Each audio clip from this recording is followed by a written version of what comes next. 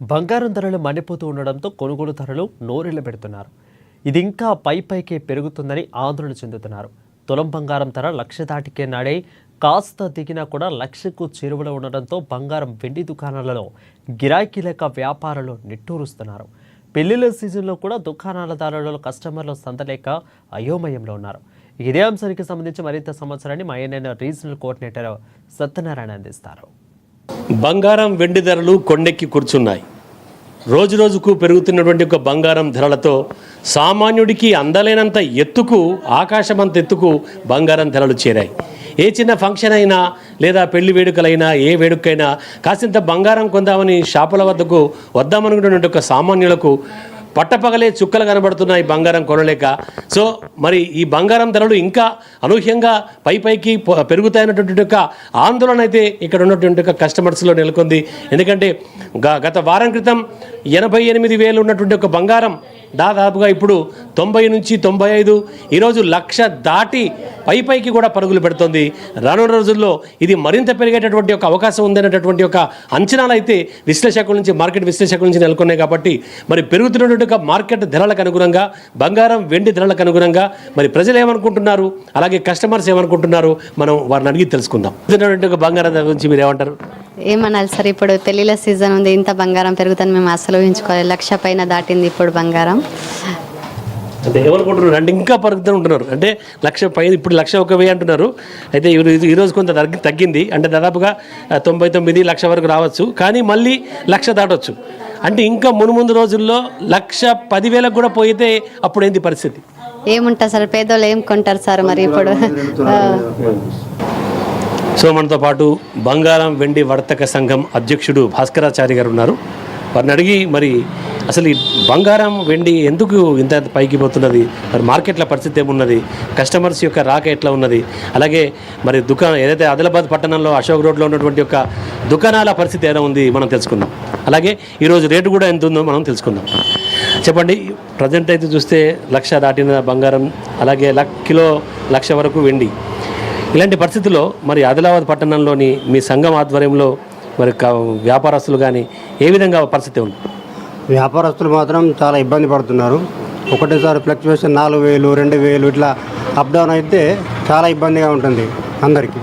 అలాగే చూస్తే ఇప్పుడు ప్రజెంట్ ఈరోజు మార్కెట్ ధర ప్రకారంగా బంగారం ఎంత ఉన్నది, వెండి ఎంత ఉన్నది? 99,100 ఈరోజు బంగారం, వెండి 995 రూపాయలు.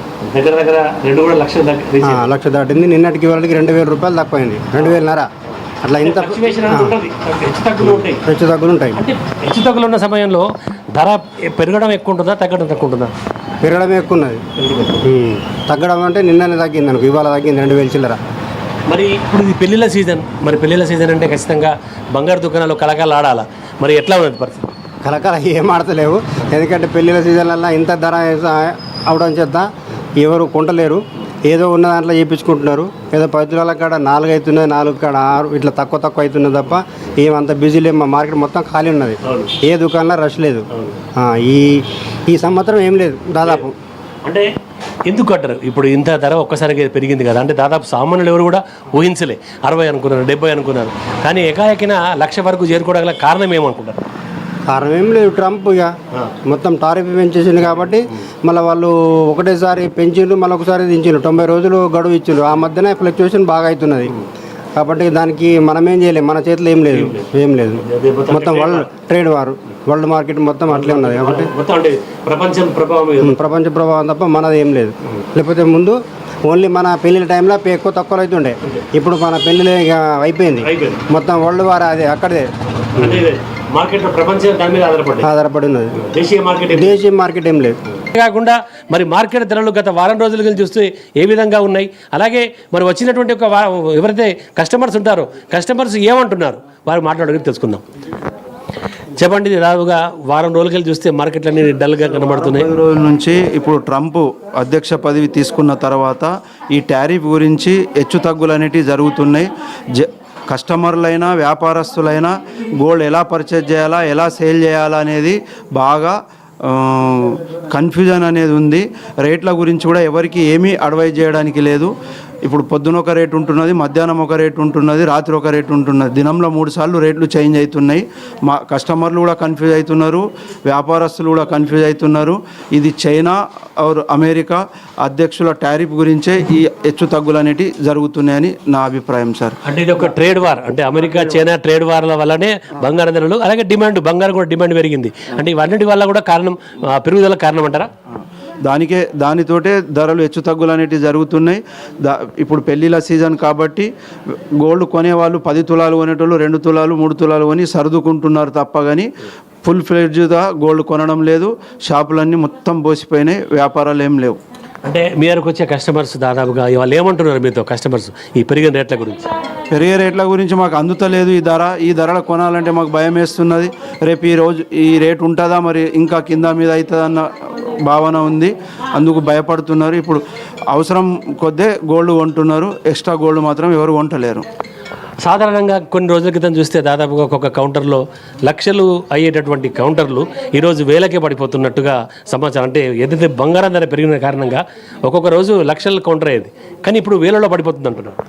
అవును సార్, ఇప్పుడు వ్యాపారాలు అనేవి అసలు లేనే ఏదో షాప్ తీస్తున్నామా బంద్ చేస్తున్నామా అన్నట్టున్నది. వ్యాపారాలు చాలా తక్కువ ఉన్నాయి.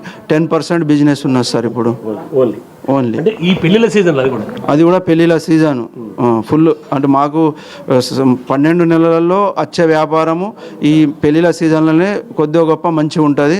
ఆ వ్యాపారం కూడా అసలే లేదు. అక్షయ తృతీయ గురించి అయితే మరికొద్ది రోజులు అక్షయ తృతీయ రాబోతుంది, అప్పుడు ఏమంటారు? అక్షయ తృతీయ గురించి అయితే ఎవరు పేరు కూడా దాన్ని ఎత్తడం లేదు.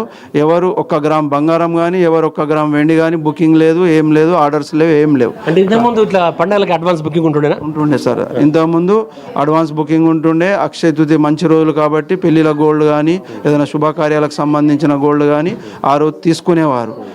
ఈసారి మాత్రం అసలు కననే పడతలేరు అలాంటి కస్టమర్లు. అంటే ఇప్పుడు సత్యనారాయణ, ANN న్యూస్, ఆదిలాబాద్ నుంచి.